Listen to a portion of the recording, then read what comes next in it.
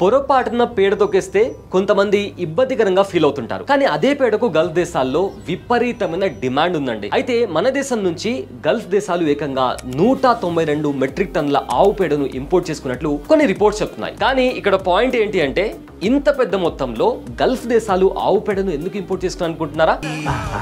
అక్కడికే వస్తున్నానండి. చెప్పు. మరేం లేదండి, అక్కడున్న ఖజూర చెట్లకు అదేవిధంగా ఇతర వ్యవసాయ ఉత్పత్తుల కోసం ఆవు పేడను వాడతారు.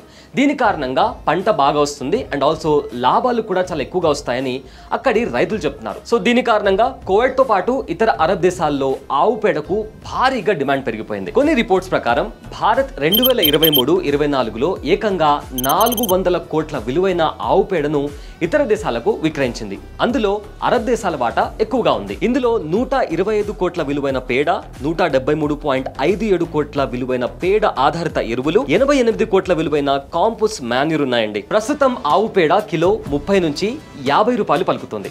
అయితే గల్ఫ్ దేశాల నుంచి వచ్చే డిమాండ్ పెరుగుతుంది కాబట్టి ఆ ధర మరింత పెరిగే అవకాశం ఉంది. సో జాబ్ అనేసి ఊరికి వెళ్ళిపోయి ఫార్మింగ్ చేద్దాం అనుకుని మీ ఫ్రెండ్స్ కి ఈ రీల్ ని షేర్ చేయండి. మీకో లేదా మీకు తెలిసిన వాళ్ళకో పాడి పశువులు ఉంటే ఈ రీల్ ని వాళ్ళకు షేర్ చేయండి. బాస్ వాలా, బీ ద బాస్.